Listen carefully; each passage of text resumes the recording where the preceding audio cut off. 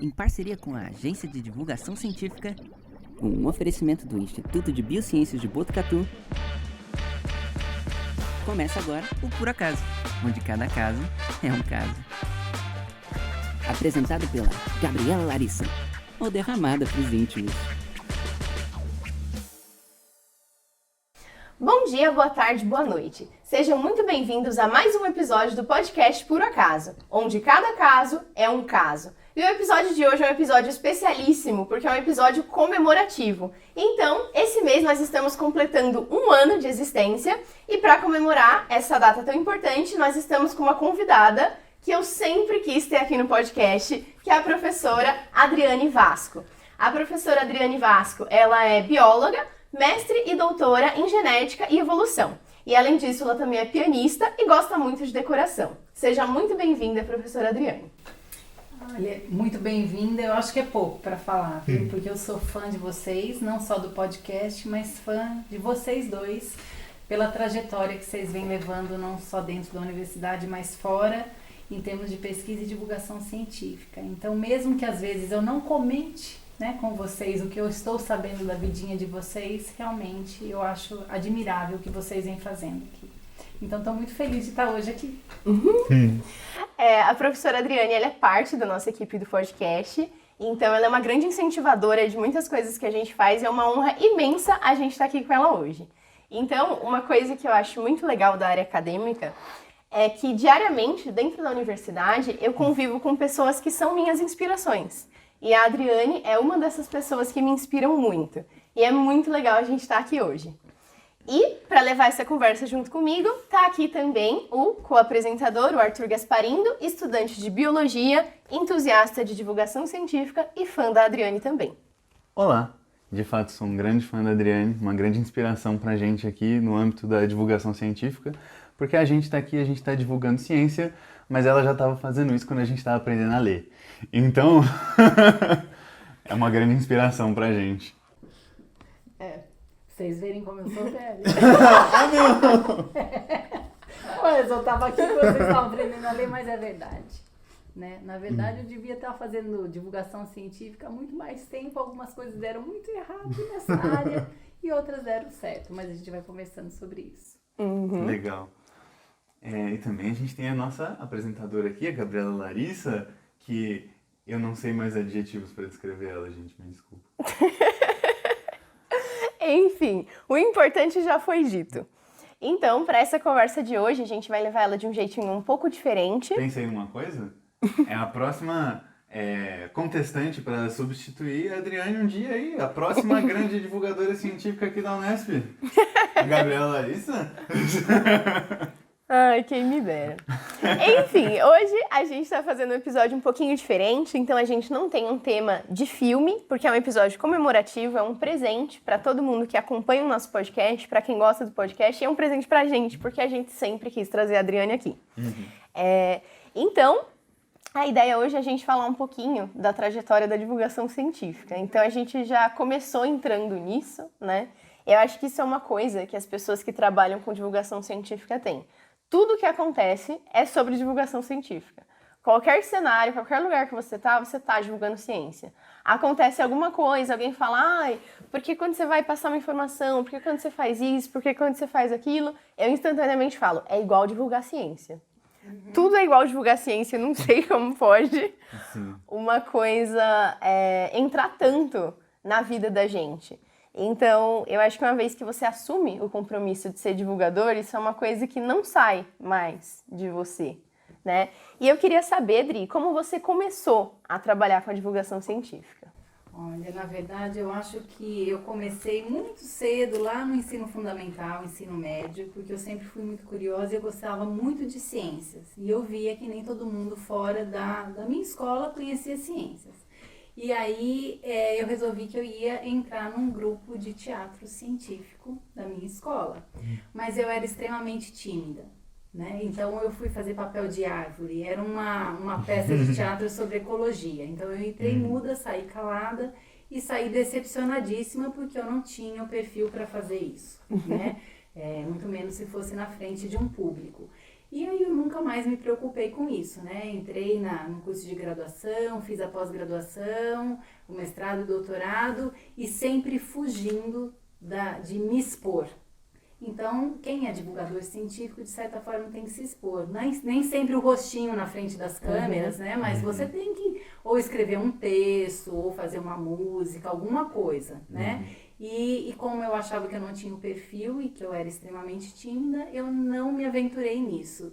E o meu sonho nunca foi ser docente, porque docente a gente sabe, né? O professor universitário ele tem que trabalhar com pesquisa, ir lá para o laboratório, desenvolver um projeto, com ensino, entrar dentro da sala de aula e com extensão também, que são as atividades voltadas para a sociedade, para o público externo. Mas eu achava que eu queria ficar quietinha no laboratório por conta da timidez, então eu queria um emprego de pesquisador só.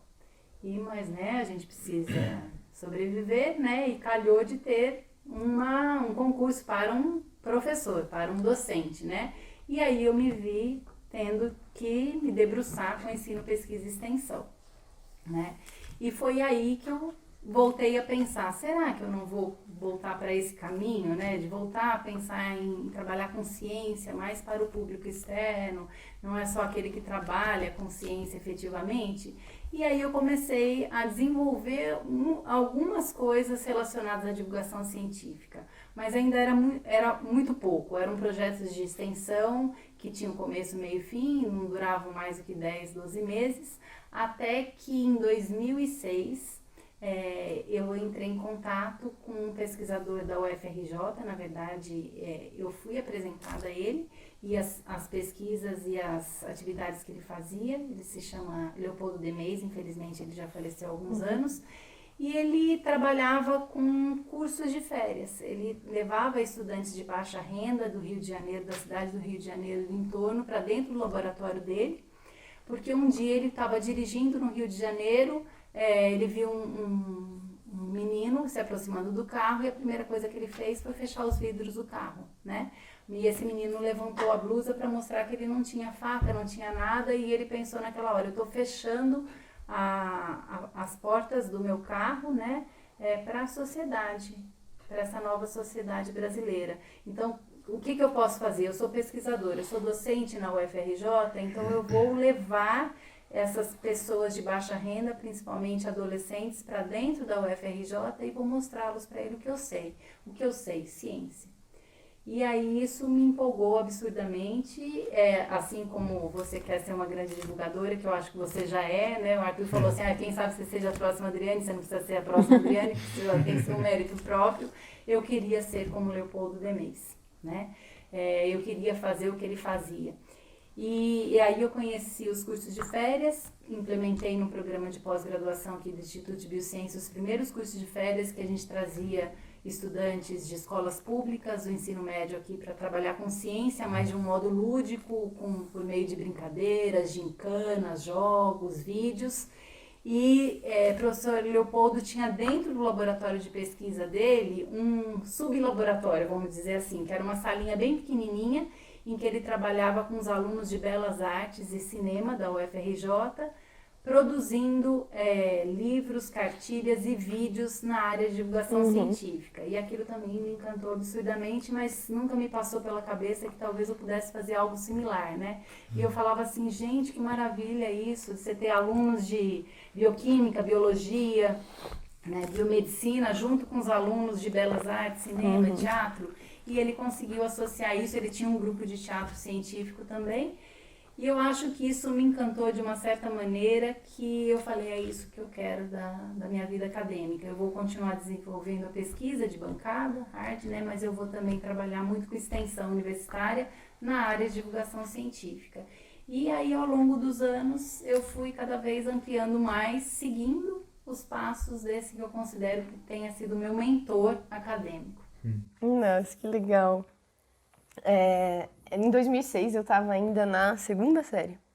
Estava na segunda série na escola. Eu já sabia ler, não estava aprendendo. Eu já sabia. Eu já sabia ler desde 2005, olha só que diferença. Enfim, Eu acho muito legal, né, quando eu vejo pessoas que trabalham com divulgação, porque sempre parte de uma história muito diferente umas das outras, né? Então, pro meu caso, eu sempre gostei muito de fazer teatro, eu sempre gostei muito de apresentar para público. E o meu primeiro contato com a divulgação científica foi através de um livro de divulgação científica da Suzana Herculano Rousel, uma neurocientista brasileira bastante importante. E eu lembro que eu estava no ensino médio e eu estava procurando coisas, eu sempre gostei muito de ler, muito mesmo. E aí eu estava procurando coisas e tudo mais, e a adolescência é uma fase muito complicada, né? A gente fica procurando nosso lugar no mundo, tem N questões que rondam a cabeça, tem coisas que acontecem e a gente não entende por quê. E aí eu acabei pegando o livro da Suzana Herculano para ler. O nome do livro era Fique de Bem com Seu Cérebro. Quando eu li aquele livro, eu achei fantástico. Eu vi aquilo e falei, nossa, isso faz muito sentido e isso explica tudo.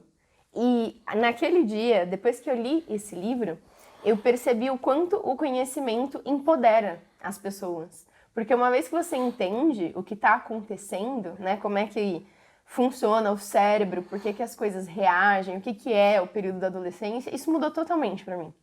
E aí, naquele ponto, eu falei, nossa, isso é muito legal. E eu quero trabalhar com isso, eu quero ser neurocientista, que hoje em dia é o que eu faço dentro da universidade. E esse foi meu primeiro contato e eu lembro que ele foi um divisor de águas. Foi um momento, assim, que eu sabia onde eu queria chegar. Aí depois foi a parte que eu tive que me debruçar para saber qual curso eu escolheria para chegar no objetivo, né? Porque as neurociências têm várias formas de ser atingidas, né? Uma coisa multidisciplinar. E acabei escolhendo a biomedicina.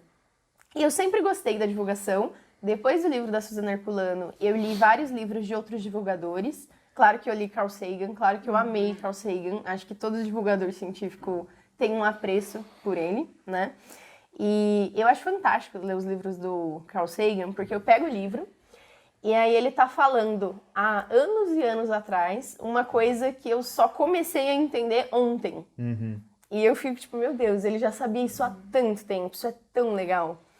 E quando eu leio livros de divulgação científica, é como se eu me sentisse acompanhada daquele autor, assim. É como se eu lesse e pensasse, nossa, ele entende. Ele também sabe o que eu quero mostrar. Isso é muito legal. E eu acho que é muito bom quando a gente é pesquisador e divulgador, porque a divulgação aviva o nosso interesse no nosso próprio campo de pesquisa. Então, quando você mostra para os outros o quão legal é aquilo, você precisa estar ciente de que realmente é muito legal.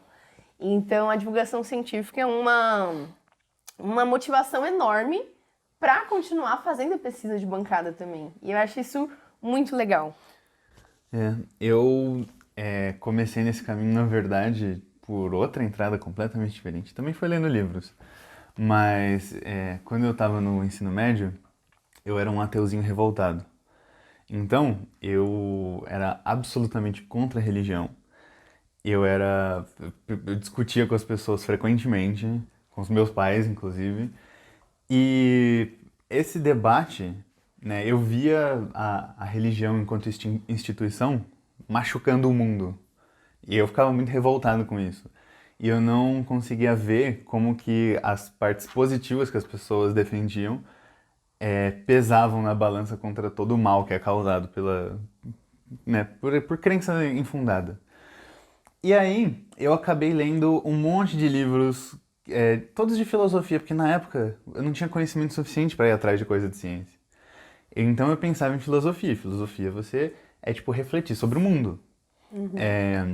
Eu tinha aulas com professores do ensino médio que davam aula de filosofia, e isso que me iniciou nesse debate, mas ainda era nisso que hoje eu acho que é extremamente juvenil, né, debater a religião pela religião. E depois eu acabei chegando num livro que chama Deus, um Delírio, do Richard Dawkins. E o Richard Dawkins é biólogo. É um biólogo que começou escrevendo sobre evolução. Ele escreveu, o primeiro livro dele foi O Gênio Egoísta, que ele fala sobre uma abordagem completamente, nunca pensada antes para o debate entre a seleção natural, se o foco é o indivíduo ou se é a espécie, o grupo.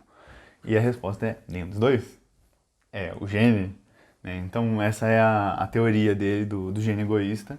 Ele escreveu um livro sobre aquilo e na cabeça dele aquilo era um livro que era para ser entendido por todas as pessoas, mas que era para unificar essas teorias.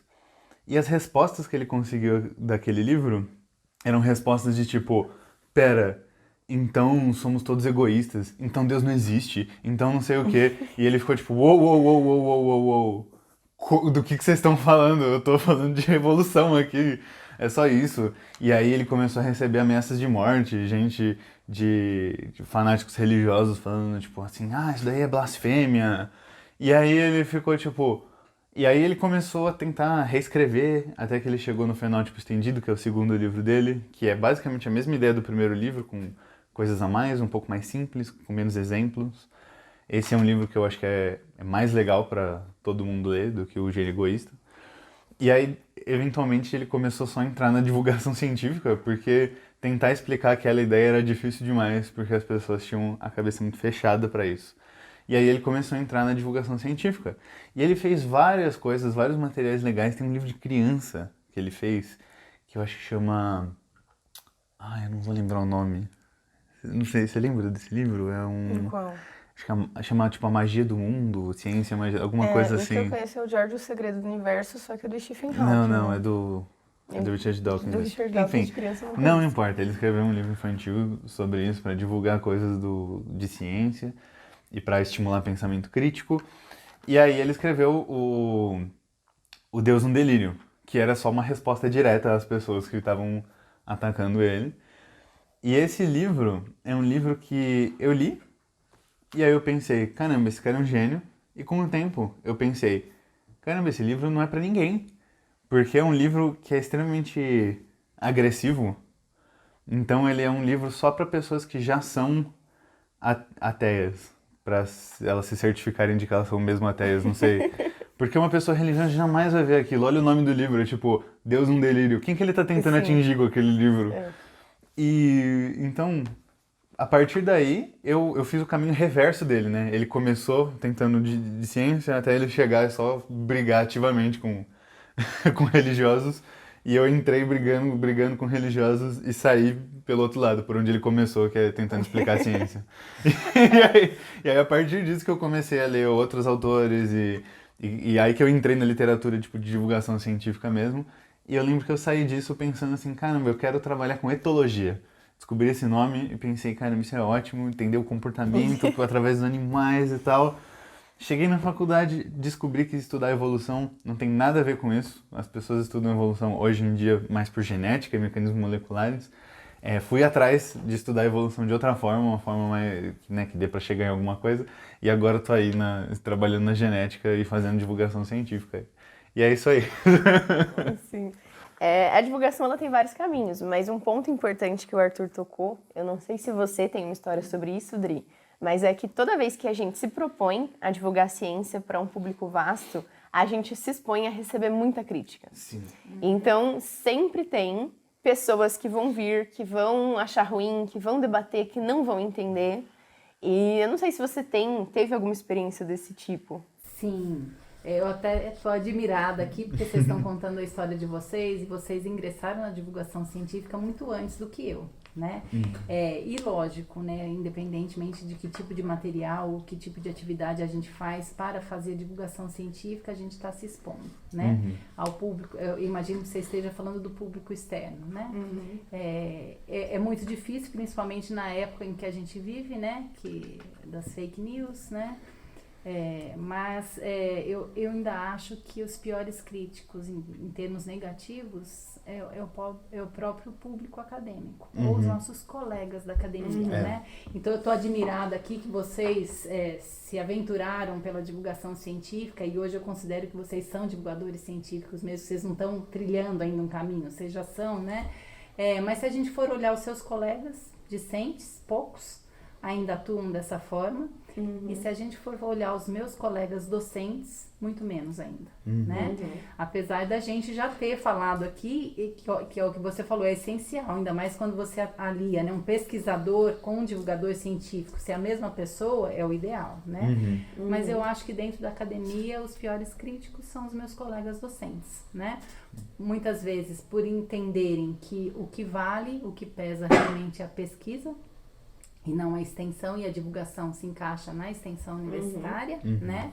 E que quando você trilha esse caminho, porque eu também fui trilhar esse mesmo caminho no ano passado, eu desisti de ir para pesquisa de bancada na minha área, que era conservação biológica, na área de biologia molecular, e fazer pesquisa em divulgação científica, né? E isso ainda é muito mal visto, né? Porque assim, você não vai publicar em revistas, né, de alto impacto, você não vai publicar muitos artigos internacionalmente, porque você está fazendo divulgação científica para um público específico, né, no próprio país, então você está utilizando um outro tipo de revista, um outro tipo de linguagem. Então, as piores críticas que eu recebi, Gabi, que você já perguntou, né, foram de colegas, críticas diretas ou críticas veladas, né? E em 2018 a gente teve a oportunidade de criar aqui no Instituto de Biociências, por grande incentivo da própria diretoria do Instituto, né? Uma agência chamada Agência de Divulgação Científica e Comunicação. E a gente começou trabalhando muito com vídeos, né? Uma parte desses vídeos era de episódios voltados para os alunos do ensino básico, os alunos do ensino médio, então eles eram muito lúdicos, a gente usava fantasias, né? E muitas vezes, não só eu, mas os técnicos que participavam dessas filmagens e edição, ouviam que nós estávamos aqui no IB brincando, né? Passando tempo, que a gente não tinha responsabilidade, que a gente manchava a imagem do IB, com esse tipo de material de publicação, né? Porque os conteúdos não eram tão profundos cientificamente, né? Mas eram para cativar o aluno ou o professor do ensino básico, para que ele quisesse aprender ciência ou que ele tivesse uma mínima noção. E para isso a gente tinha que usar uma linguagem não só falada, mas visual, que cativasse, né? E eu acho que muitos dos meus colegas não entendiam que isso não é nada fácil, é muito difícil, né? Você se aventurar numa área em que você não tem formação, né? Porque a gente não tem formação em divulgação científica, né? A não ser que a gente tenha feito um dos cursos de especialização, por exemplo, da Unicamp, né? Ou da Fiocruz, mas eu não tenho isso. Então, a gente teve que aprender a adequar a linguagem para um público externo e não acadêmico, né, que é um público leigo. A gente teve que aprender a se portar na frente, atrás das câmeras, porque o IB também não tem essa histórico, né, de cursos que trabalhem com audiovisual, né? Então tudo isso foi uma aprendizagem. Então a gente não estava de maneira alguma brincando, a gente estava trabalhando de maneira extremamente séria. E talvez com o passar do tempo, né, eu acho que a comunidade acadêmica passou a perceber que era um trabalho real, né? Um trabalho de importância que tinha um impacto não só para a sociedade externa, mas para a formação dos nossos próprios alunos, né? Que a gente acabou tendo, como vocês, né, o ingresso de alunos em outros tipos de projeto dentro dessa agência. E eu concordo totalmente com você sobre essa abordagem que vocês fizeram, né, para divulgar a ciência. E eu acho insano alguém achar, tipo, os conteúdos são muito básicos. Porque são os conteúdos básicos que precisam chegar nas pessoas. Tem um monte de projetos de extensão, não vou citar nomes, obviamente, aqui, que eu acho que eles passou por cima da cabeça deles completamente a ideia de divulgação científica. Eles não entenderam o ponto. E eu ouço muita gente falando assim, não, porque a gente tem que divulgar o nosso trabalho. O nosso trabalho não está publicado. O nosso trabalho não tem revisão por pares, não está concluído. Por que que você vai fazer isso? O que que a pessoa precisa saber de um mecanismo molecular de alguma coisa que não está nem comprovado de verdade? Não faz sentido explicar uma coisa que não foi comprovada ainda, que não é conhecimento comum, que não é certeza de que existe. É com coisas assim que aconteceu o negócio da cloroquina, por exemplo. não faz sentido divulgar a nossa pesquisa. A gente tem que divulgar o básico. As pessoas têm que entender o básico, no máximo entender a literatura científica, e aí elas podem pesquisar por conta própria. A gente tem que dar as ferramentas para elas conseguirem compreender o assunto geral e não jogar informação nova e não necessariamente comprovada para elas. O que divulgar é sempre um desafio, né? E eu acho uma pena que tenha tido essa visão dos outros docentes. Isso com certeza aconteceu, porque tudo que é novo causa desconforto, né? Tudo que inova traz desconfiança. E eu acho uma pena que eles acharam que vocês estavam brincando e acharam que brincar é algo pejorativo também. Porque o lúdico pode ser muito importante, né? Sim. Tanto para o ensino, para a aprendizagem, né? Para qualquer idade, né? Exatamente. E na divulgação, uma coisa que a gente nunca pode esquecer é que a gente não nasceu sabendo. Então, se hoje a gente está na universidade fazendo mestrado, fazendo doutorado, a gente precisou primeiro aprender a ler e escrever, depois a gente precisou aprender que células existem. Teve um dia na nossa vida que alguém chegou pra gente e falou que o mundo é feito de átomos, e até aquele momento a gente não sabia. Então, tudo isso foram descobertas. E são coisas que, mesmo fazendo parte do ensino básico, não chega de forma igual para todas as pessoas. E não fixa de forma igual. Então, um papel muito importante que eu vejo da divulgação científica é tornar o conhecimento uma experiência, tornar aquilo memorável, né? Então, é muito difícil, tem escolas que têm condições, infraestrutura um pouco precária, né? Os professores, às vezes, não estão recebendo um salário adequado, um incentivo adequado, estão fazendo jornadas extenuantes, então fica muito difícil. Os alunos não aprendem a valorizar a educação desde o começo, e tem muita coisa que foi dito e que passa batido. Então, muita gente, infelizmente, sai da escola sem saber o básico. E toda vez que a gente pode retomar o básico, isso é uma oportunidade de revisitar, de ressignificar. Então, eu já passei por essa experiência várias vezes, né? Teve várias coisas que eu vi, seja no ensino médio ou na graduação, que eu pensava, mas isso não é tão legal, né? Tem coisa que é mais legal. E hoje em dia eu vejo as mesmas coisas e eu fico, nossa, como eu era boba, isso é maravilhoso, eu só não entendia, né? Então, o revisitar é importante, partir do básico é importante. E a gente sempre partiu. Só que como a gente vai fazendo a jornada ao longo da vida, né? Cada dia a gente vai subindo um degrau, né? De uma escada muito longa. Quando a gente fica muito longe nessa escada, às vezes a gente não consegue enxergar de novo o primeiro degrau. Só que a gente não pode perder esse degrau de vista, senão a gente não consegue dar condições para as outras pessoas subirem a escada. Não dá para começar do meio, né? Então, isso é uma coisa que é delicado dentro da divulgação. E às vezes pessoas que se propõem a divulgar, às vezes acabam deixando passar. Não por maldade, mas às vezes por um pouco de falta de prática, falta de conhecimento, né? Você fala de se aventurar na divulgação científica. Isso. Gabi? Eu vou até falar, então, eu vou fazer uma correlação com o que Leopoldo Demey sempre falava, não só para mim, mas para todo mundo que ia para essa área de educação e divulgação científica, né? Se a gente quer cativar alguém, né, para qualquer coisa, não é só para divulgação científica, a gente tem que encantá-lo. E para ele encantar, ele precisa provar algo, né? Então, para ele se encantar pela ciência, ele precisa provar a ciência.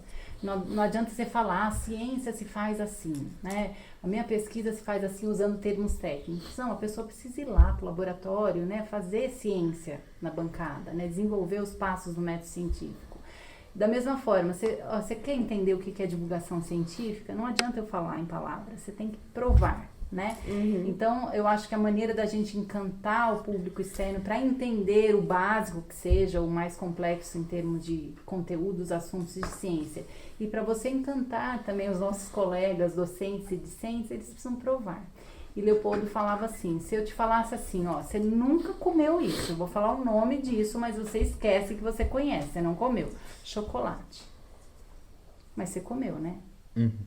Então você sabe o gosto, você sabe a textura, você sabe o cheiro. E a maioria das pessoas se encanta, né? Tem um monte de chocolatra pra ir. Agora você imagina você falar pra uma pessoa o que é chocolate. Chocolate, ele é feito de cacau, mas tem chocolate também branco que não vai cacau, né? Você pode colocar especiaria, você pode colocar passas, ele é bem doce, é denso. Você entendeu o que é chocolate? Não, você não entendeu. Você tem que provar o chocolate. Então, eu acho que isso esse estranhamento, né, da gente trabalhar mais com divulgação científica e menos com pesquisa dentro da academia, ele tende a minimizar, né? A partir do momento que a universidade, eu acho que abriu os olhos, né, nos últimos anos, para entender que a gente precisa não ficar divulgando o que a gente faz, né, em termos de ciência, qual é o meu projeto de pesquisa, mas para a população entender a importância da universidade, né? Na pesquisa, no ensino, é o que a gente faz aqui dentro e o que a gente faz, de que forma isso pode ser aplicado, principalmente no seu dia a dia, né? Sim, eu acho que é um caminho longo, né? E quando a gente vai se aventurar, aí a gente entende realmente quais são as dificuldades. Porque no papel sempre parece muito fácil, né? Então eu já passei várias vezes por essa experiência de tentar explicar alguma coisa e pensar, vou falar de uma forma simples, ó. Isso aqui é A mais B igual a C. Deu pra entender? E a pessoa fala, entendi. E aí depois ela faz uma pergunta do tipo, sim, e eu posso colocar A nessa coisa aqui que não tem nenhuma relação? E aí eu penso, pera. Ela não entendeu. Não, vamos voltar do começo. E acho que essa é a grande jornada do divulgador, né?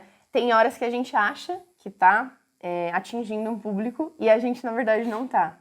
E é muito difícil medir, né? Ter formas de medir o que tá atingindo. E é uma experiência, assim, que só quem viveu sabe, literalmente. E então, você chega e você explica, e a pessoa parece que tá acompanhando, tá pegando ali, e aí depois você vê que não foi, que não funcionou. Sim. E tem esse momento de frustrar para tentar fazer melhor na próxima, para tentar explicar melhor, tirar dúvidas, se desdobrar de alguma forma para atingir. Eu né? acho que o papel do divulgador não é só você transmitir conhecimentos, né? Passar um conteúdo que seja compreensível, mas isso que o Arthur também comentou, né? Ele se encantou por tantos livros, né? E foi para a ciência, foi para a pesquisa, né? Pensou em prestar um vestibular, ingressar numa universidade, mas quem vai fazer isso? É aquele que se encantou realmente. Né? Sim, eu acho de verdade que a gente como divulgador, como comunicador científico, e eu acho que até professores de ensino básico, a função deles não devia ser ensinar necessariamente conteúdo, isso também. Mas eu acho que a primeira coisa é desenvolver interesse. Então, um exemplo que você deu do chocolate é ótimo. Mas você não vai tentar explicar para a pessoa... Tipo, se você chegar e falar para a pessoa, sim, porque tem essa molécula aqui no chocolate que faz bem para a saúde, não sei o quê. Tem isso daqui que dá um sabor, que às vezes pode ser amargo. Isso daí você não está pegando a atenção da pessoa. Talvez, se ela tivesse gosto por isso, quisesse mesmo, estivesse curiosa, ela conseguisse tirar a informação do que você está dando. Mas ela não consegue, porque ela não tem. Então, você tem que chegar e falar, chocolate é delicioso. É um negócio que você vai querer experimentar com certeza. Não falei nenhuma mentira, mas eu tô instigando a pessoa a querer experimentar. E quando Você informou ela, de forma alguma com esse fato. Sim, mas esse é o ponto. É você trazer a pessoa para ela ter vontade. Uma vez que ela tem vontade, uma vez que ela tem curiosidade, ela já tá lá dentro. As pessoas conseguem aprender sozinhas quando elas querem aprender sozinhas. Você falou do professor Leopoldo, que daquela experiência que ele teve, da criança no farol. E eu tive uma experiência muito parecida com essa, na verdade. Quer dizer, não foi parecida de verdade, mas me deu muito a mesma... parecida, só que totalmente diferente. Só que ela me deu a mesma epifania, mais ou menos. Que foi... Na época em que eu ainda era revoltadinho, ficava discutindo na internet, eu lembro que tinha uma época que eu e os meus amigos, a gente ficava entrando em grupos de terra plana no Facebook e a gente tentava ver quanto tempo a gente conseguia ficar lá comentando ativamente sem ser expulso do grupo. E era tipo uma competição. Então a gente tinha que discutir, a gente tinha que interagir com os posts, não podia só ficar lá e ver quanto tempo demorava pra gente ser expulso. E uma vez eu entrei numa discussão que, a pessoa era muito cabeça dura, não entrava na cabeça dela, você falava, você dava fontes, evidências, um monte de coisa, e a pessoa ficava tipo, não, mas gravidade não existe. E aí, chega uma hora que você perde a paciência. E eu lembro que eu fiquei tão estressado, e eu tava com vontade de, chegar lá e falar assim, vai tomar no meio do... Enfim, não vou falar aqui, mas... E xingar ele mesmo. E aí eu parei, pensei assim, será? E aí eu entrei no perfil dessa pessoa. E, era um cara tão simples. Era um cara que ele era, tipo, pedreiro, não tinha um ensino médio completo. E eu pensei, cara, eu tava indo xingar esse cara e esse cara não tinha informação, ele não teve acesso a essa informação. Ele tá pensando nessas coisas porque ele não foi ensinado corretamente, ele não chegou a essas informações. E mesmo assim ele tá ali num grupo em que as pessoas estão discutindo e tentando chegar numa verdade. Então, tipo, não é assim que eu vou chegar, não é brigando com o cara que eu vou chegar nele. E aí eu tive essa epifania e aí que eu entendi, poxa, o conhecimento tem que chegar para as pessoas e o conhecimento tem que ser básico, não pode ser chegar com verdades inquestionáveis. Nada na ciência pode ser inquestionável. E tipo, pô, os terraplanistas, eles estão certos, pode questionar, eles estão certos. Falta conhecimento, por isso que eles não sabem o que ou por que eles estão questionando, mas a mentalidade deles tá certíssima de pensar, poxa, isso não faz sentido pra mim, eu vou investigar. Tem um documentário na Netflix que é da Terra plana. E é isso, e eles chegaram na mesma conclusão. O documentário, ele é de comédia, né? Mas é tipo uma equipe de filmagem que chegou falando que queria fazer um documentário sobre um grupo da Terra plana. E eles filmaram tudo lá e depois cortaram, só que de um jeito que não tava, tipo, defendendo a Terra plana. Só que os caras que foram entrevistados achavam que tava defendendo a Terra plana. E o pessoal do documentário, os cientistas que também foram entrevistados, eles chegaram só na conclusão de como esse grupo é um grupo marginalizado. Como a academia vê isso como uma, tipo, verdade absoluta e não dá, evita dar palco para louco. Não deixa essas pessoas, né? E aí eles chegam na conclusão, poxa, cada um desses terraplanistas é um cientista que poderia ter sido. Olha a motivação dos caras, os caras se juntando, comprando equipamentos caríssimos para fazer testes, para questionar isso. Os caras têm a motivação, os caras querem aprender. Eles só não têm o conhecimento. E a gente, negando eles de participar dessa discussão, marginaliza eles. E aí eles continuam discutindo só entre eles e não têm acesso à informação ainda. E eu fiquei ainda mais chocado, né? Que era mais ou menos a epifania que eu tinha tido uns anos atrás. E aí quando eu vi esse documentário eu fiquei, caramba, de fato, essas pessoas são cientistas que poderiam ter sido. E você sabe que foi esse um insight que Leopoldo teve naquele dia no semáforo, né? Ele falou assim, bom, eu vou levar esses estudantes para dentro do meu laboratório, mas como é que eu vou ensinar ciência para eles, né? Se eu ficar falando, eles não têm um conhecimento básico, eu não vou conseguir nada, né? O meu objetivo é que eles saibam pelo menos os passos do método científico, ele falava.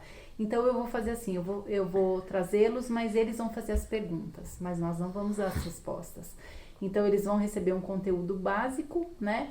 As perguntas que eles tiverem, eles próprios vão montar seus experimentos, eles vão discutir com os meus alunos de graduação e pós-graduação para eles chegarem em conjunto a respostas e discutirem aquelas respostas, porque ele viu que era o único modo, né?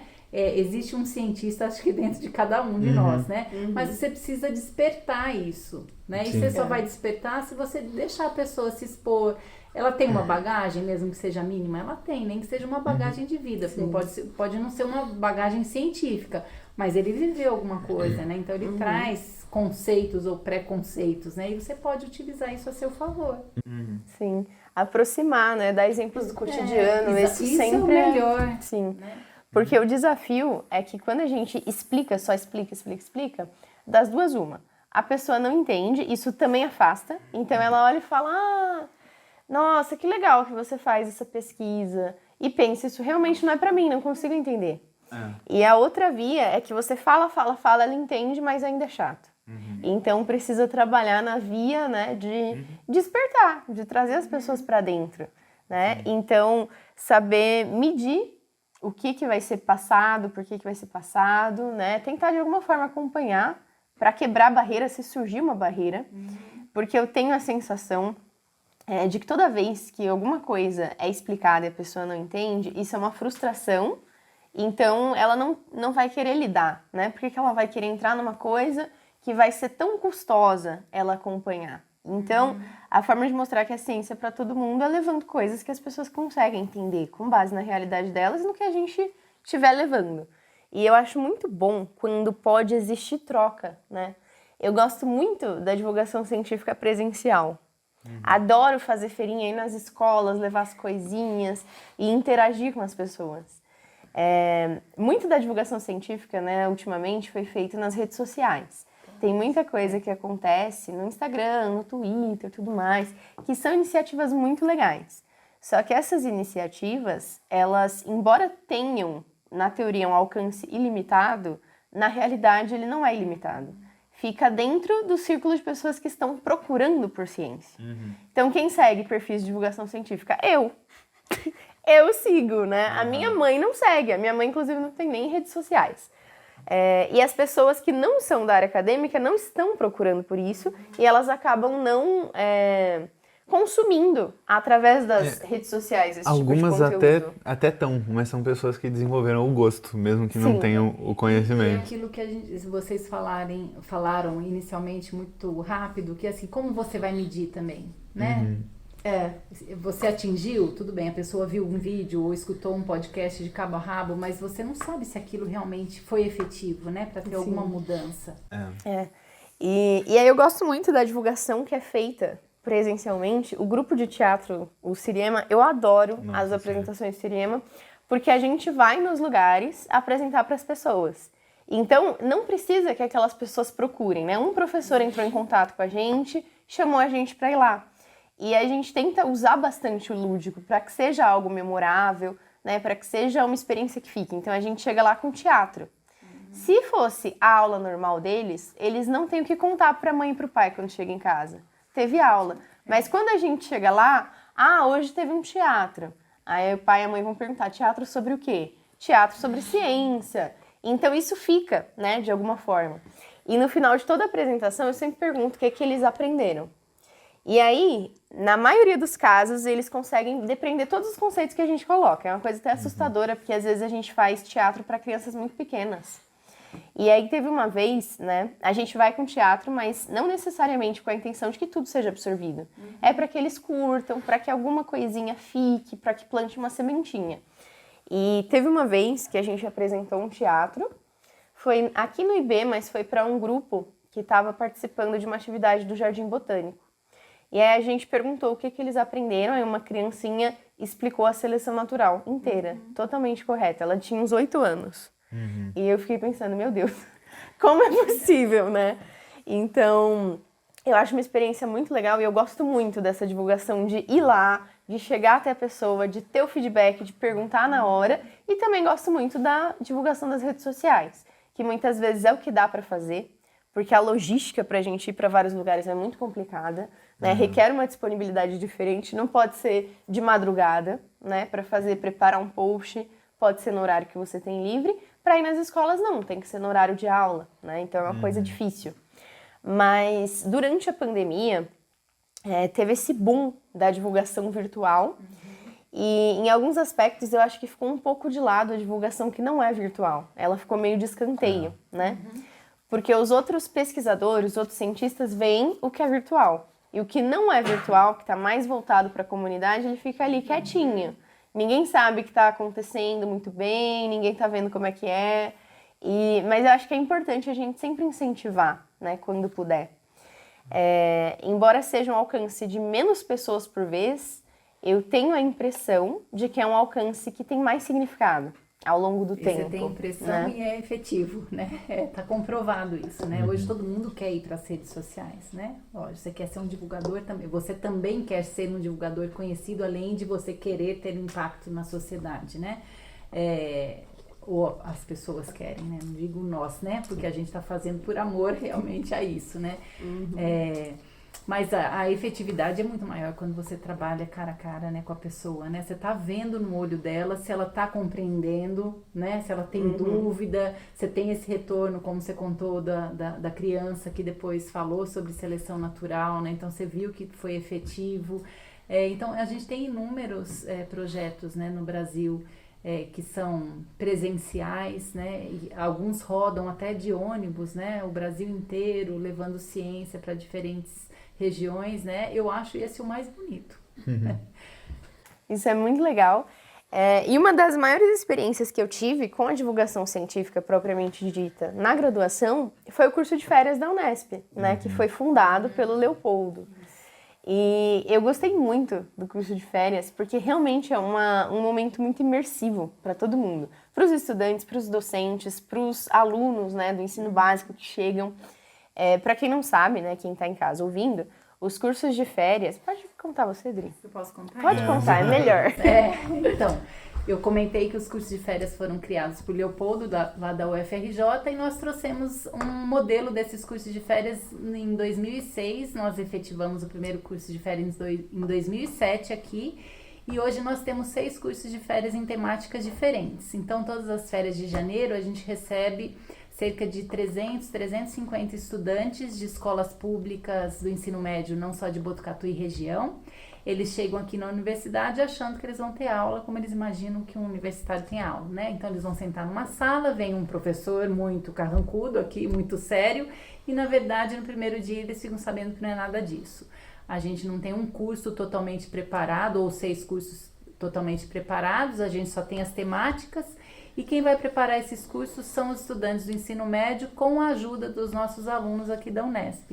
Então, eles fazem as perguntas que eles querem e eles vão responder essas perguntas ao longo de uma semana inteirinha, por isso que é imersivo, porque eles passam 48 horas conosco aqui, né, de segunda a sábado, respondendo essas perguntas. Respondendo como? Fazendo experimentos, principalmente experimentos não tradicionais, mas de baixo custo, que sejam super criativos. Eles fazem peça de teatro, trabalham com vídeo, visitas a museu, ao Jardim Botânico eles também fazem visita aos laboratórios, conversam com outros cientistas aqui para tirar dúvidas. Então é um curso extremamente lúdico e que a gente passa uma semana como se fosse uma colônia de férias científica, né? Todo mundo com fantasia, todo mundo brincando, a gente canta muito, dança muito, mas tudo voltado para a aprendizagem de um conteúdo específico. E se você que está assistindo isso for um aluno do ensino médio e tem interesse de participar, procure inscrições desse curso. Tem outras universidades que também oferecem, tem outras regiões do Brasil. Pesquisa na internet para ver se tem algum próximo de você que você possa fazer. E se você conhecer alguém do ensino médio, avisa também, porque é uma oportunidade muito legal. É uma oportunidade que eu adoraria ter tido, né? Eu adoraria saber que esses cursos existem quando eu estava no ensino médio. E é muito fantástico. E eu gosto tanto do curso de férias que eu participo do grupo de teatro científico, que é o projeto que é curso de férias o ano inteiro, né? Porque aqui o curso de férias ele funciona nas férias escolares, né? Mas o Ciriema funciona o ano inteiro, né? Como se fosse uma amostrinha, né? Porque é um teatro, né? Não tem a parte dos experimentos e tudo mais, mas é a mesma intenção, levar as fantasias, né? Então é uma coisa muito, muito, muito legal esses cursos de férias. Quando a gente fala assim desse histórico, que a gente falou de maneira muito sucinta aqui dos cursos de férias, né? Eu acho muito legal o caminho que o IB, né, tomou. O IB sempre desenvolveu projetos de extensão voltados à comunidade externa, alguns deles voltados à educação ou à divulgação científica, mas eu acho que com o início dos cursos de férias foi que a gente teve esse boom, né? Então, começou-se com os cursos de férias, depois a gente pensou em produzir vídeos, depois vieram os podcasts, depois os grupos de teatro científico, e hoje a gente está com uma gama enorme, né, de projetos na área de divulgação científica que utilizam ou não as redes sociais ou são presenciais, né?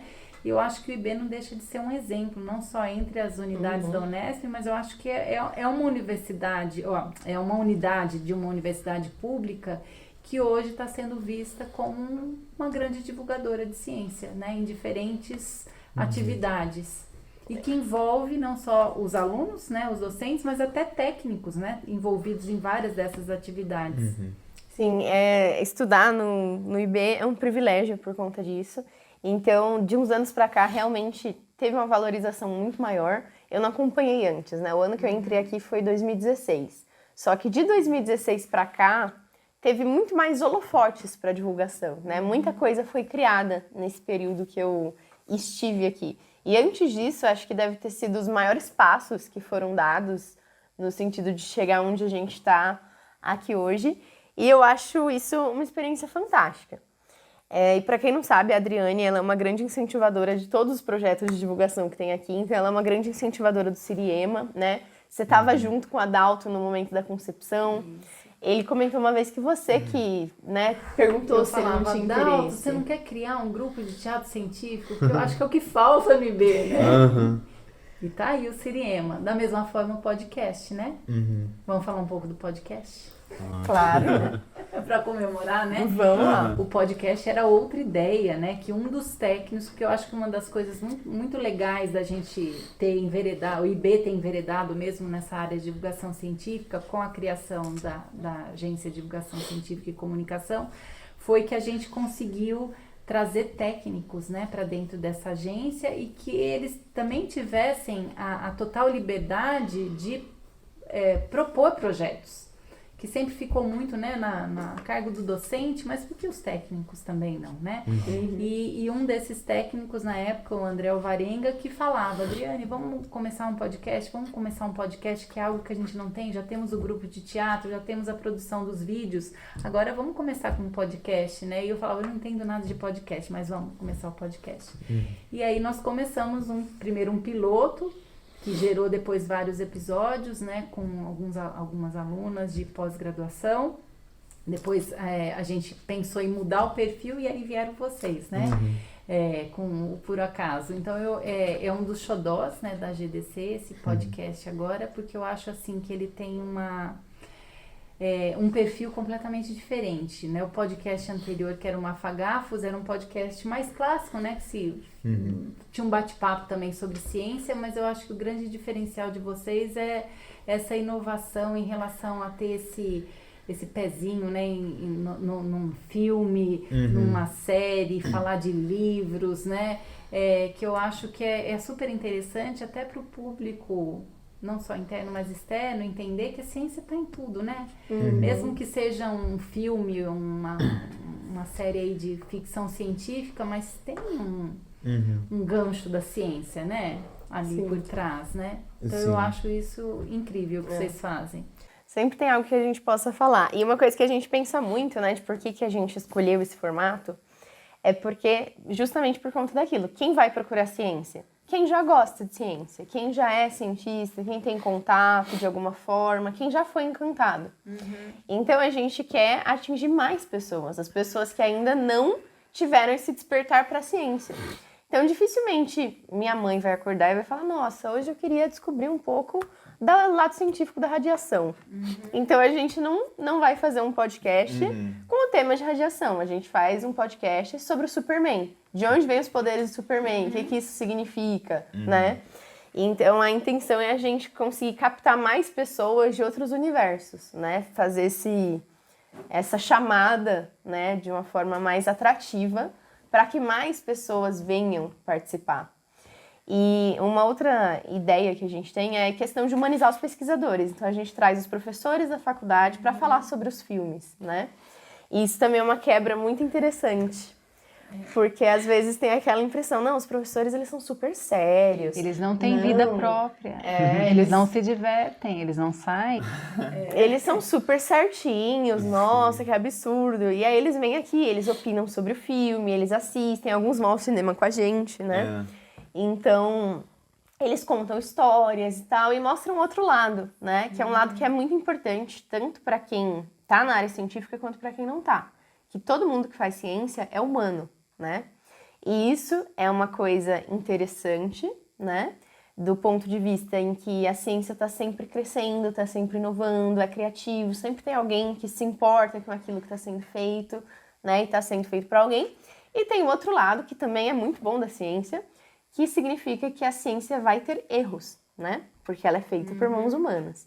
E dentro da ciência, ter erros é uma coisa extremamente benéfica, que também é uma coisa que é legal a gente mostrar. Então, é uma coisa muito... Não sei, é fantástico, né? Que na ciência tudo é valorizado. Toda a experiência que acontece no meio científico com a ciência sempre é positiva. Porque o que você vai tirar é o aprendizado, não é o sucesso, né? E eu acho que essa é uma das coisas que eu mais gosto na ciência e que é uma coisa que me dá muita motivação para me aventurar fazendo coisas. Tanto é que quando a gente recebeu a proposta do podcast, que a gente foi convidado para participar, a gente também disse, não sei fazer podcast. E aí a gente deu uma pesquisada, né? A gente viu quais eram os formatos que tinham, como é que funcionava e tal. E a gente falou, não, vamos tentar, vamos ver como vai ser, a gente faz o primeiro episódio.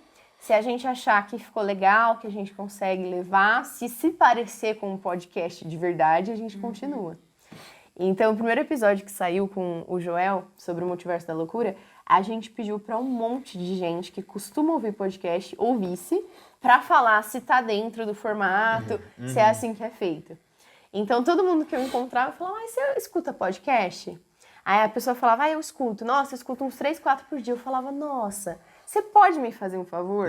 Escuta esse episódio aqui e me fala o que você achou. Com sinceridade, porque a gente está começando e tudo mais. E aí a gente recebeu vários feedbacks que ajudaram muito, né, a gente. Que foram tanto da parte do conteúdo, quanto da parte técnica, como é que estava a qualidade do som, como é que estavam as câmeras, né? E aí com isso a gente pensou, não, a gente pode melhorar aqui, mas parece que funciona. Então vamos continuar. Eu lembro que, assim, formato de podcast, de fato, não estava familiarizado, eu não assistia podcast, mas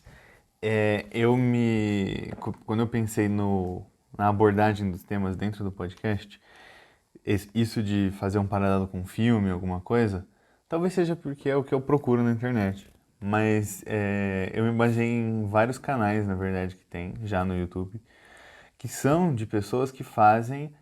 Tem todo um gênero de canais no YouTube, um gênero de vídeos que é sobre isso, sobre relacionar ciência e cultura pop. E aí tem dois que me vêm em mente, que são os que eu mais gosto deles, que tem um que chama Kurzgesagt, que é Em uma Casca de Nós, e tem o Kyle Hill. Tem o Nerdologia, que é super famoso. Sim, mas é que eu nunca assisti vídeos do Nerdologia. É porque... Eu já te mostrei vídeo do Nerdologia. Na semana passada. Eu sei, Aliás, o desculpa. Ângelo podia ser um dia, né? Podia. A gente Eu mandou acho um que e-mail pra ele. Mas ele não respondeu. Vai que ele aceite, né? Não sei. Mas eu vi Estamos esperando a pouquíssimos... Natália Pasternak ainda também. Pasternak também, ó, e Cira Pilheira, olha pra esse podcast aqui, Eu no edital. Mas o podcast do Nerdologia, na verdade, eu acho que É que o Nerdologia, na verdade, é um canal do YouTube, né? Não é um podcast. Sim, nenhum dos que eu tô falando é um podcast, todos então são tá canais bom, do YouTube. continue. Mas é porque o Nerdologia tem um delay para cobrir os assuntos. Eu imagino, não estou acusando nada, não sei como é o processo criativo dele, mas eu acho que ele deve se basear um pouco nos vídeos, né, de lá, de fora. Porque eu percebo que chega os assuntos neles primeiro e depois é coberto pela Nerdologia. Então eu dificilmente assisto vídeos da Nerdologia porque eu já assisti esses outros. Esses outros são em inglês? Sim.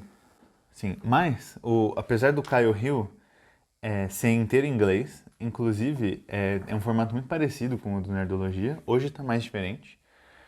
E agora ele traz, por exemplo, conversar com especialistas também, mas o dele é mais assim, inglês, para falantes de inglês. Mas o Kurzgesagt tem uma preocupação em estar acessível para todas as línguas de todos os lugares, que é fenomenal. Eles fazem animações, né? Então é tipo tudo desenhado.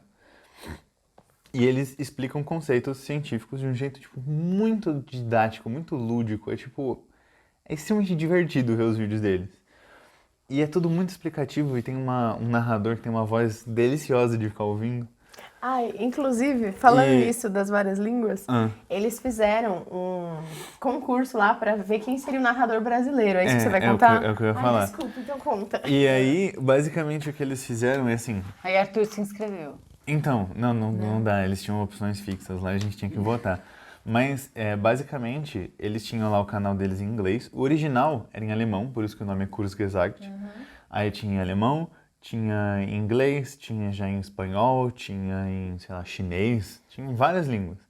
E aí eles queriam expandir e eles estavam criando canais novos para cada língua. Uma deles era do português brasileiro, tinha um que era de francês, enfim. E aí eles começaram a pedir ajuda dos ouvintes dessas nacionalidades. Então eles ajudaram a votar. Mas era dublado? Dublado, não legendado. Tá. Legendado ele já é, todos os vídeos dele tem legenda para todas as línguas. Vou falar depois uma ideia aqui. E aí, eles fazem uma versão dublada do vídeo. Então são vídeos que eles já tinham nas outras línguas, que agora eles lançam nesses canais das línguas novas. E, meu, é muito legal. Eles basicamente abriram um canal no Discord e convidaram pessoas falantes dessas línguas e pediram para elas preencherem alguns formulários. Ou você tinha que ouvir alguns excertos de vídeos com cada dublador. A gente votou, por exemplo, no nome. Eles tinham opções de nome em português para eles. Né? No final ficou em poucas palavras. O que ganhou foi assim, em poucas palavras. Porque tem essa expressão in a nutshell, né, em inglês, que é de onde vem o Kurzgesagt, em inglês é o in a nutshell. Mas em uma casca de noz é algo que não tem um som, não significa algo diretamente aqui em português. É um anglicismo traduzido. E aí eles pegaram e colocaram, tipo, em poucas palavras. Muito melhor, mas acessível, assim. E foi votado por brasileiros que ouvem já o canal. Aí a gente tinha que ouvir um áudio gravado por cada um dos dubladores. Sim. Pra votar. E votar no que a gente achasse mais agradável. Então eles chamaram os dubladores profissionais. assim. Vamos fazer? Vamos! De uma maneira muito mais simples. Vamos usar uma IA para fazer isso. Eu usei o mês passado uma IA para traduzir para outras línguas alguns vídeos do Minuto Ciência e a voz fica igual a minha. Igualzinha. O único problema é que não vai ficar com a entonação, né? Fica aquela coisa meio robotizada, mas a gente pode tentar, por que não? Alguns episódios em inglês, pelo menos. Interessante. Isso é legal. É muito legal de ouvir a nossa voz em várias E tem línguas. algumas inteligências artificiais que conseguem fazer com a entonação correta. Parece a pessoa falando mesmo.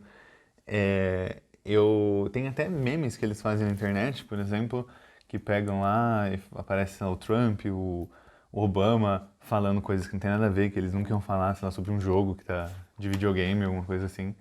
E parece que são eles falando de verdade. Olha que perigo. É tipo, é assustador, cara. Mas Não, enfim. nós vamos tentar.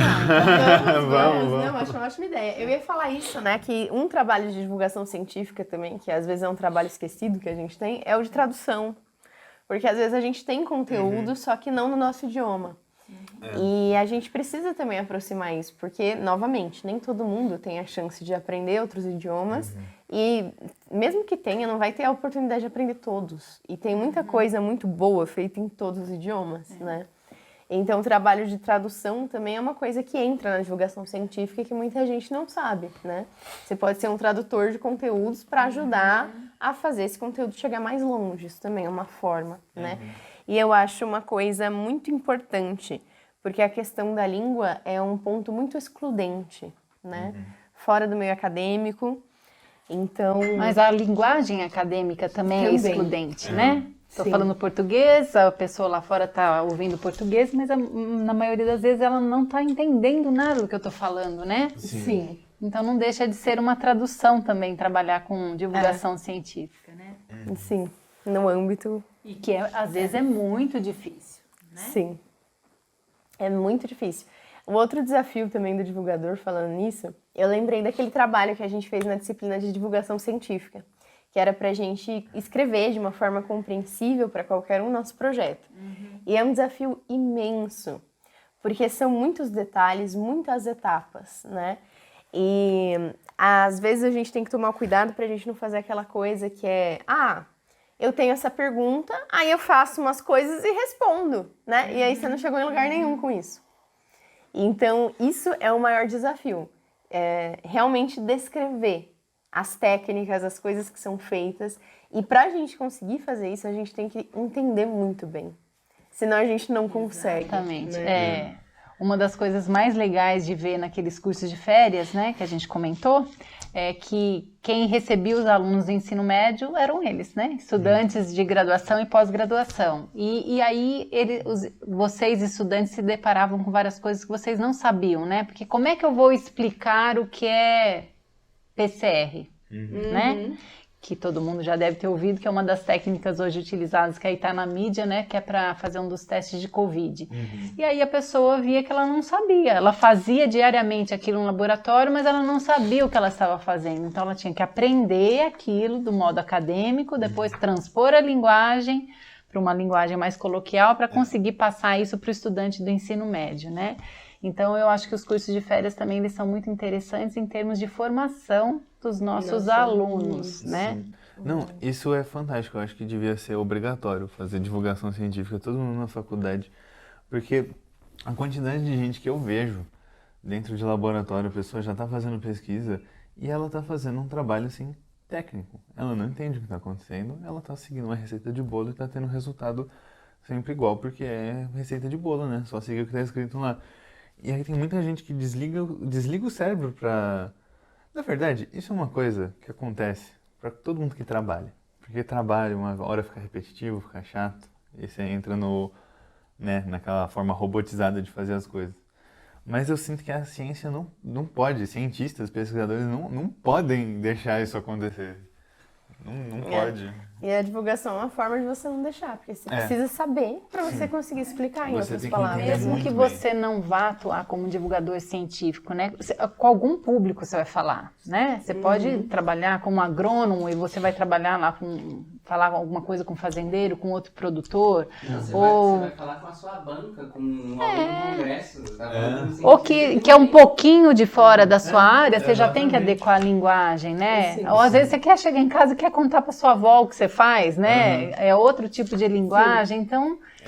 Eu lembro que quando eu fui apresentar o meu trabalho no SIC, eu fiz um pôster lá e eu estava muito preocupado porque era um negócio de computação. E aqui as pessoas não têm o hábito de, né, se versar em programação. Então eu estava com muito problema de como que eu explicaria aquelas coisas para as pessoas, para os avaliadores. Porque eu estava dentro da área de genética, não tinha uma área de bioinformática nas categorias lá, e eu não sabia, tipo, as pessoas iam entrar lá e elas iam entrar para avaliar como, tipo, eu sou geneticista, né? Eu trabalho com genética. Como é que eu ia explicar para essas pessoas essas coisas? E aí eu lembro que eu montei esquemas lúdicos para explicar a base da base da base do que eu estava fazendo. Tipo, explicar o que é, por exemplo, aprendizado de máquinas, inteligência artificial, o que era aquilo, né, como aquilo funciona, para depois falar dos meus dados, como eu passei meus dados por aquilo. E aí eu coloquei isso e eu fiquei pensando, vai que eu sou avaliado por gente que entende isso, eles vão pensar assim, você acha que eu sou explicando isso? E aí eu fiquei, mas por sorte, na verdade, todo mundo gostou e eles falaram, olha, sem isso daqui eu não teria entendido de fato, obrigado, e eu fiquei, ainda bem. É um trabalho, né? Esse trabalho da tradução que faz muito sentido para o pesquisador, né? Você tem que conseguir pensar a sua pesquisa de modos diferentes também, né? Então, acho que isso é uma coisa essencial de ser feita. E a divulgação científica, ela nunca se torna automática, né? A divulgação científica sempre te força a estar pensando nela. Sim. E eu tive uma experiência recente com divulgação científica, olha só, gente, as coisas que acontecem.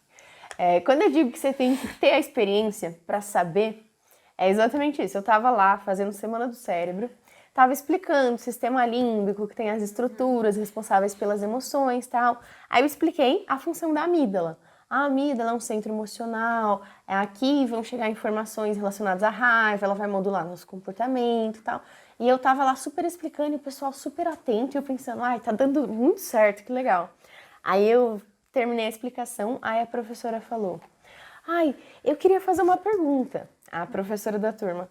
Eu tenho 2 alunos que tiraram a amígdala, e aí, o que faz? E eu pensei, eu não acredito que eu passei por cima disso. Aí eu expliquei que essa amígdala do cérebro é outra coisa, que a da garganta a gente chama popularmente de amígdala, né? Que o nome científico é tonsila e tudo mais, mas que é outra estrutura relacionada com outras coisas. E eu tava lá, né? Muito feliz. Por sorte, foi o primeiro grupo do dia para o qual eu tava explicando. Aí, para os próximos, eu já cheguei falando, tem uma estrutura que é a amígdala, que não é aquela da garganta que a gente ouve falar. E é esse tipo de equívoco, né, que a gente comete na divulgação sem saber. E eu gosto muito da divulgação presencial por causa disso. Na hora que acontece, eu já notei o que aconteceu e o que eu tinha que fazer. Então, por mais que a gente se esforce, porque eu tava pensando, né, tô sendo aqui muito lúdica, fiz um cartaz com textura, tô explicando tal, tá legal. Às vezes é uma coisinha muito pequena que a gente deixa passar e que não ia ter sentido na cabeça dela se ela não fizesse aquela pergunta, né? Porque eu tava explicando que é uma estrutura essencial, né? E ela tava tipo, nossa, como assim? Se ela não tivesse me perguntado, não ia ter sentido. Por isso que quando a gente trabalha com criança é ótimo, né? Porque o retorno desse tipo é imediato, né?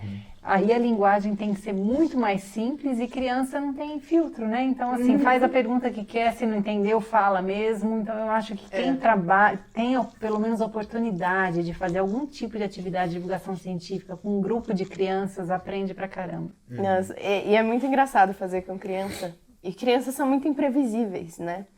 Então, dependendo do grupo que você vai, são crianças mais quietas, elas estão lá vendo. Só que tem outros grupos, se você tem uma mesa cheia de modelos, todas elas vêm ao mesmo tempo, pegam o modelo na mão e falam, que é isso, que é isso, que é isso? E você não consegue responder nenhuma, é incrível. Aí, depois que você organiza, aí funciona, e elas entendem super bem. Sim. Isso é o que mais me choca, né? Porque a gente pensa, ai não, eles são muito pequenos, não vai falar disso. E você começa a explicar, se você começa do comecinho, eles entendem super. É uma coisa assim, né, muito, muito legal. É muito bacana. Eu lembro quando a gente estava na Semana do Cérebro, que eu fui fazer um experimento que era da mão falsa, que a gente comprou uma mão falsa de plástico, e aí deixava tipo a mão da pessoa, a mão falsa e um pano separando as duas. E aí você ia lá e passava um pincel em cada, assim, pra pessoa, tipo, tô sentindo e tal. Pra achar que a mão falsa é dela, né? E aí todas as outras crianças que estavam vendo o que eu tava fazendo. Então elas sabem, tipo, que é falso. E aí a primeira criança fica tipo, meu Deus! Ou fica tipo, não, você tá passando na outra mão, né? E aí, mesmo depois, mesmo eles, às vezes as pessoas, tipo, zoando, falando, isso é obviamente falso, termina, todas elas querem fazer, mesmo que já sabe como é, elas querem experimentar, ver ali na prática como que é. Todas Isso é querem, muito curioso. A gente explica o que é, explica que não tá acontecendo nada e todas elas fazem questão de sentar e fazer. E o engraçado é que a gente vai perdendo isso ao longo do... Eu não sei se a gente vai perdendo só, né? Ao longo dos anos, ou a gente vai tolhendo essa curiosidade, né? Sim. Nos nossos estudantes, né? Porque quando você pega o aluno de ensino médio, ele já está mais travado, né? A gente tem que cativá-los, né? Com o lúdico para eles entrarem de novo nesse mundo e aí eles se jogam, né? Mas eu acho que em algum momento a gente está fazendo uma coisa muito errada, pelo menos aqui no ensino no nosso país, né? Que a gente tolhe a curiosidade dos nossos estudantes. Sim. E aí eles chegam na universidade já desmotivados, né? Sim. Isso é uma coisa também, eu gosto muito de falar, eu adoro fazer divulgação científica para adultos e fazer projetos com adultos. E eu gosto muito porque os adultos valorizam muito quando você vai até eles, né? Porque às vezes a gente tem muita coisa voltada para criança, a gente se preocupa muito com os novos que estão vindo e a gente deixa para lá aquele, né, que já não é mais criança, não é adolescente, né? Como se aquele já passou, né? Não tá mais ali, não tem relevância. Ou se ele quiser, ele que procure por conta própria, né? E é um grupo que precisa de atenção. E eles se sentem muito agradecidos quando você faz divulgação e quando você dá a chance deles perguntarem, deles participarem, deles saberem que é para eles. E a primeira experiência que eu tive que eu percebi isso foi quando eu participava do Médicos da Alegria, aqui na Faculdade de Medicina. O Médicos da Alegria, para quem está ouvindo, é um programa em que as pessoas se vestem com fantasias divertidas e tudo mais e vão para o hospital para falar com as pessoas que estão hospitalizadas, para bater um papo, fazer uma brincadeira, para que eles tenham um momento de descontração, um momento mais leve, porque eles estão hospitalizados, né? Isso é uma iniciativa que começou por um cara que chama Pat Adams. Tem um filme, que inclusive é com Robin Williams, recomendação, assistam. Esse filme é muito legal. E fala sobre isso, sobre como nasceu esse projeto e por que eles fazem isso. E agora em vários lugares do mundo tem algum projeto equivalente, parecido, né? A gente tem o Doutores da Alegria, que é um projeto nacional grande, que é com palhaços formados para ser palhaços. E aqui tem o Médicos da Alegria, que tem a mesma intenção, só que com os alunos de graduação. Esse eu vou falar depois. E o Médicos da Alegria, todo mundo quer ir na pediatria. Porque a gente tá vestido de palhaço, faz aqueles balões com cachorrinho, faz aquelas coisinhas tudo. Todo mundo quer ir na pediatria para falar com as crianças. E nem todo mundo consegue ir, porque tem bastante gente e a gente não pode ir 30 pessoas e lotar a pediatria e causar o caos. Aí a gente precisa se dividir.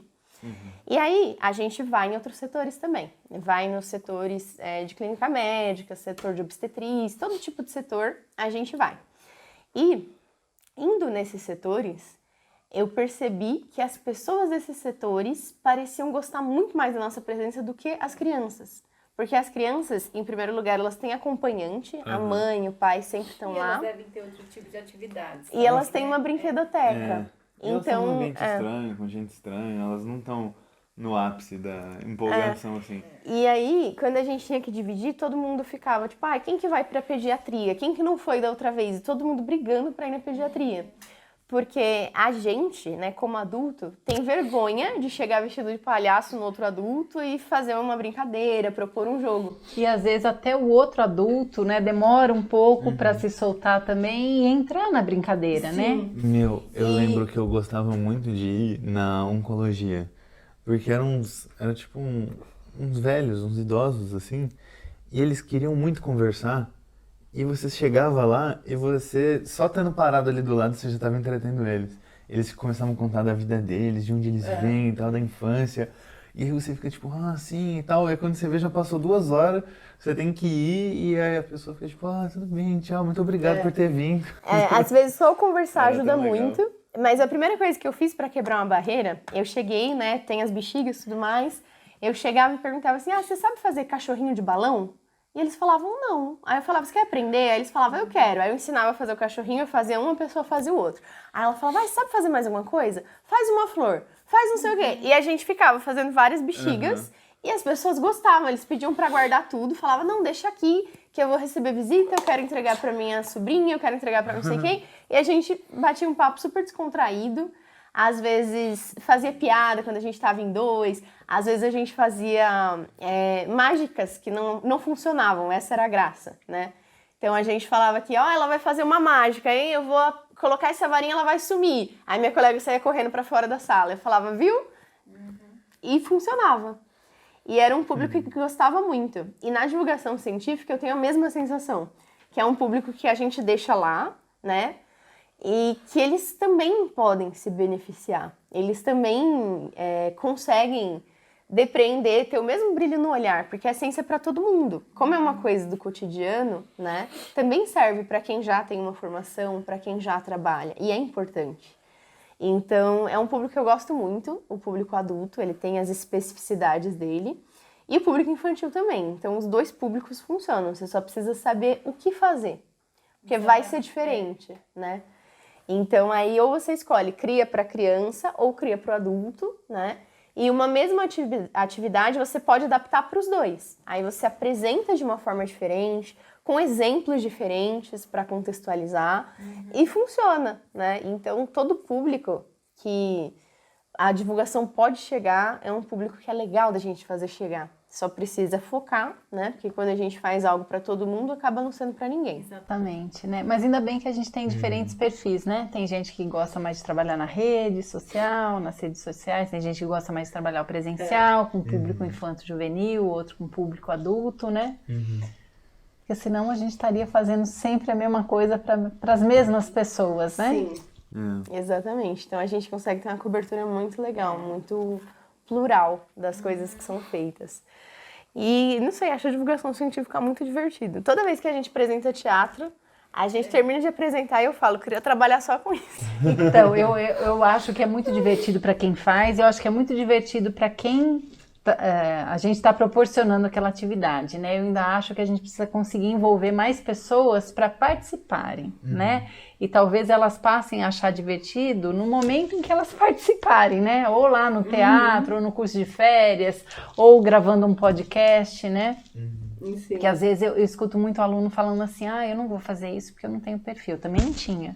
Eu não sei onde a minha timidez foi parar, né? Mas eu sempre achei que eu não tinha perfil nenhum para fazer nada disso, né? Eu acho que a pessoa precisa se desafiar, né? E buscar diferentes atividades para ver o quão divertido isso pode ser. E o quão isso de impacto pode ter na sociedade. Porque eu acho que é aí que a gente realmente vê que a gente não pode ficar longe disso. Isso é muito divertido, é muito legal e é muito plural. Existem tantas formas de fazer divulgação, sempre tem uma com a qual você se encaixa, né? De um jeito ou de outro. Tem as com mais exposição, como a gente falou, e as com um pouquinho menos de exposição, que ainda tem exposição, sempre tem, né? E crítica a gente sempre vai receber, em qualquer coisa que a gente faça, né? Às vezes elas são construtivas, daí a gente pega elas e transforma em algo melhor. Às vezes a gente abstrai e segue em frente, né? Ou eu ia falar que a gente não abstrai não, sabe? A gente não vai dar o troco, lógico, mas eu acho que a gente pega isso para nos levar além, sabe? Assim, dá mais força. Não, então agora eu vou mostrar por atitudes e por outros tipos de atividade que isso é válido sim. Isso é ótimo, isso é muito legal. E eu queria fazer uma pergunta, Adri. De todos os projetos que você participa e já participou na divulgação, qual que você mais gosta nesse momento? Cursos de férias. Essa foi fácil. Vou falar por quê, assim, eu não sei se você pegou porque todo ano a gente muda as atividades, mas muitos anos a gente começava o treinamento dos alunos que iam atuar como monitores para os alunos do ensino médio nos cursos de férias, perguntando assim, o que você está fazendo aqui? O que você espera participando dos cursos de férias? E a minha fala sempre era, eu quero mudar o mundo, é utópico, né?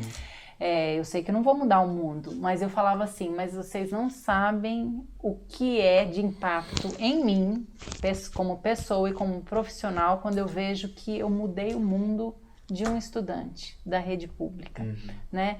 Então, assim, ao longo desses 17 anos, acho que 17, não fiz essa conta direita aqui, desde 2007 até 2023, que a gente teve curso esse ano também, foram muitos e muitos alunos que nunca imaginaram que eles iam ingressar numa universidade pública. E a partir do momento que eles vieram passar só uma semana conosco e que eles viram que a universidade pública é para eles também, que é possível, se assim eles desejarem, eles passarem via vestibular num curso de graduação, seja da Unesp ou de outra universidade pública, e hoje eles estão aí fazendo pós-doc ou já estão como profissionais e enviam depoimentos para a gente. Então, eu realmente, né, eu acho que o mundo de alguns deles mudou, né, por conta de travarem um pequeno contato com a universidade pública e com o que é ciência. Então, esse é o meu xodó, né? Esse eu acho que eu não largaria nunca, não. E é o que você falou, né? É o olho no olho, é o presencial, né? É estar ali das 8 da manhã até quase às 6 da tarde com todos aqueles estudantes e que você não está falando para eles só de ciência, você está conhecendo quem é Mariana, quem é João, não é um número na chamada, né? E onde você mora, quais as dificuldades da sua família, quais são os seus sonhos, né? Pessoais e profissionais. E que é possível viver esses sonhos, né? Sim, isso é uma coisa muito linda, né? E eu acho que uma coisa que também faz muita diferença para eles que vêm para o curso de férias é conhecer os alunos que estudam dentro da universidade e ver que são pessoas igual eles, né? Que vieram também de um ensino médio em algum lugar e que conseguiram chegar aqui. Eles querem ser vocês, né? Eles se inspiram em vocês, né? Então isso é uma coisa muito bacana e muito legal. Eu adoro os cursos de férias também, é muito divertido. Muito, muito, muito legal. Vocês já fizeram propaganda, eu vou fazer propaganda agora pro pessoal aqui de Botucatu e região, viu? Em agosto agora desse ano a gente já começa a distribuição de fichas de inscrição nas escolas aqui de Botucatu e São Manuel, o que mais? Bauru, Torre de Pedra, vamos falando aí, Pratânia, Lençóis, Itatinga. Então procurem aí com a direção das suas escolas e enviem a sua inscrição para nós, venham participar dos cursos de férias também. É isso. Então, agora a gente está chegando perto do finalzinho, acho que é um ótimo momento para a gente distribuir os nossos presentes de aniversário. Vamos distribuir. Então nós vamos fazer de uma maneira um pouquinho diferente, né? A gente está falando de divulgação científica, comemorando 1 ano de um projeto lindo de divulgação científica, que é o podcast Por Acaso, né? Então vamos distribuir presentes de divulgação científica, né? Então eu vou fazer 2 perguntas aqui, e aí quem responder primeiramente cada uma dessas perguntas lá no chat, nos comentários do YouTube, depois a gente vai entrar em contato e enviar para o endereço de vocês, residencial, tá bom? Então, a primeira pergunta está relacionada a esse presente aqui, ó.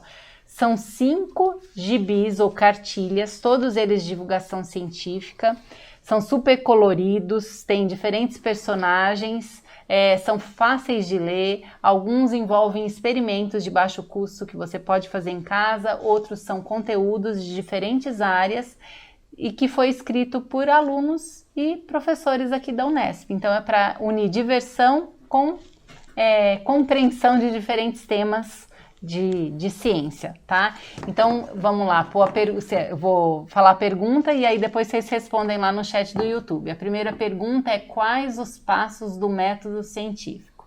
Tem que colocar lá todos os passos, o nome de cada um desses passos, aí leva esse kit de 5 cartilhas e gibis, tá? E a segunda pergunta está associada a ganhar esse livro maravilhoso aqui, ó. É um livro de capa um livro de capa dura chamado As Cientistas, 50 Mulheres que Mudaram o Mundo. E foram mulheres que mudaram o mundo mesmo.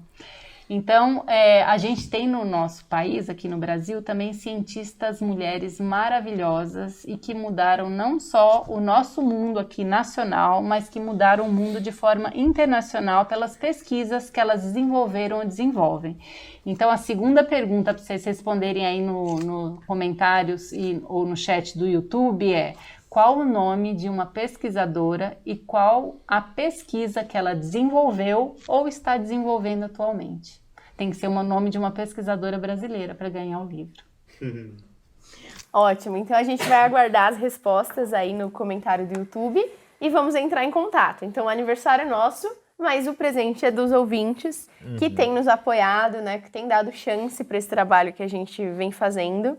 Às vezes é um pouco difícil a gente conseguir divulgar algumas coisas também, né? A gente tem um alcance reduzido e os algoritmos não favorecem as coisas, porque fica sendo mais visto as coisas que já são conhecidas, então, enfim. Mas obrigado a todo mundo que consegue acompanhar o nosso podcast, todo mundo que conta pra gente, que assistiu, que gostou, que foi divertido. Isso são coisas que fazem a gente querer continuar com esse trabalho, que é um trabalho que a gente faz de forma voluntária, né? Simplesmente pelo gosto de divulgar ciência, de levar a ciência para mais pessoas. Então, hoje acho que a gente pode ficar por aqui. Muito obrigada, professora Adriane, pela presença. Muito bom você estar aqui conosco nesse momento, né? Você que é uma peça tão importante para todas as iniciativas de divulgação que a gente tem feito, né? Como incentivadora, como participante, além de ser extremamente competente. Então, é sempre um prazer poder trabalhar com você e muito obrigada por ter vindo. E obrigada a todo mundo que acompanhou até o final. Vejo vocês na próxima. Tchau, tchau. Eu não posso agradecer? Pode. Eles já falaram tchau, mas eu vou falar também. Pode. Pra quem fica. O aniversário do podcast, mas o presente eu acho que é meu, né? Não só meu, mas da GBC, de todo o IB. Quando eu convidei vocês, né, e os demais membros para desenvolver esse podcast, eu já sabia da competência de vocês, né? O Arthur falou assim, eu não sabia nada, mas eu acho que é o papel do divulgador, assim como do pesquisador, é se desafiar diariamente, né? A gente não sabe, mas a gente aprende e a gente bola um caminho para chegar até lá, né? Então, realmente foi um presente para o IB, eu acho, o desenvolvimento desse podcast. Eu estou super feliz que ele já tem 1 ano. Mais feliz ainda com o impacto que isso deve ter na vida de outras pessoas. Espero que isso cresça muito mais. Então, todo mundo que conhece o podcast, fala para um amigo, que fala para o outro, né? Para a gente fazer com que ciência chegue de uma forma diferente na casa de um monte de gente, né? Então, eu agradeço a vocês também. Foi um prazer hoje. Quer se despedir? Tchau, tchau. Então, tchau, gente.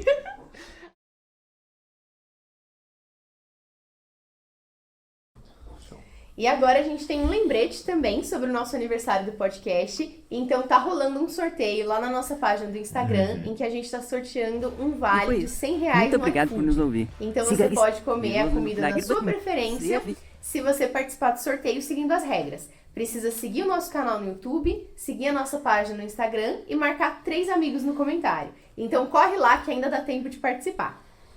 Vocês não acreditariam quem foi que deu esses R$100 pra gente. Essa pessoa deve ser muito legal. Uma pessoa, nossa patrona. A nossa patrocinadora muito especial, que inclusive está aqui hoje com a gente, participando desse podcast, mostrando mais uma vez o grande incentivo que ela dá pra gente em todos os sentidos, né? Até dinheiro, esse é o mais difícil.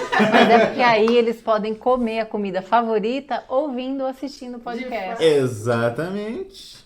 É isso aí. Então, fiquem ligados, em breve a gente vai realizar esse sorteio. Obrigada, tchau, tchau. E foi isso. Muito obrigado por nos ouvir. Siga a gente nas redes sociais para não perder o próximo episódio. Nós estamos no Instagram, no @poracaso.cast. Então, Te vejo na fiquem próxima. ligados, em breve a gente vai realizar esse sorteio. Obrigada, tchau, tchau.